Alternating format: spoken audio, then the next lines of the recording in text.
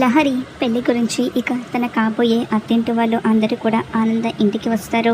ఇక పంతులు గారు ముహూర్తం చూసి రేపు బుధవారం చాలా బాగుంది, నిశ్చితార్థం పెట్టుకుందాం అని పంతులు గారు చెప్పేసరికి అందరూ కూడా ఆనందపడుతూ ఉంటారు. ఇంతలో ఆనంద ఒక మంచి ఫంక్షన్ హాల్ చూసి బుక్ చేద్దాం అని అంటూ ఉంటే, ఫంక్షన్ హాల్ ఎందుకండి, మాకు రిసార్ట్ ఉంది కదా అని లహరికి కాబోయే అత్తగారు అంటూ ఉంటుంది. అవునా, ఎక్కడ అని ఆనంద అడుగుతూ ఉంటే, అనంతగిరి హిల్స్ అని రిసార్ట్ నేమ్ చెప్తూ ఉంటుంది.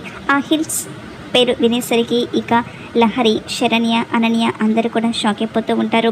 ఇక లహరి తను చంపిన మహేష్ని గుర్తు చేసుకుంటూ, అదే రిసార్ట్లో కదా నేను చంపింది అని లహరి అనుకుంటూ ఉంటే, శరణ్య మహేష్ని పాతి పెట్టింది కూడా అదే రిసార్ట్లో అని గుర్తు చేసుకొని ఇద్దరు కూడా కంగారు పడుతూ ఉంటారు.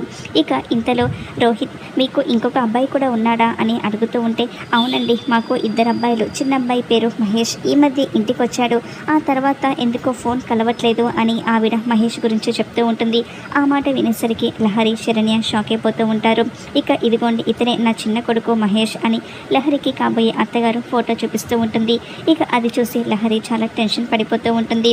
ఆ తర్వాత ఆనంద, ఎలాగో మీ అబ్బాయి ఎస్ఐయే కదా, తన తమ్ముడు గురించి పూర్తి వివరాలు కనుక్కుంటాడు, టెన్షన్ ఏం పడకండి అని వాళ్లకు ధైర్యం చెప్తూ ఉంటే, అది తెలిసినప్పటి నుంచి లహరి, శరణ్య ఏం చేయాలా అని టెన్షన్ పడిపోతూ ఉంటారు.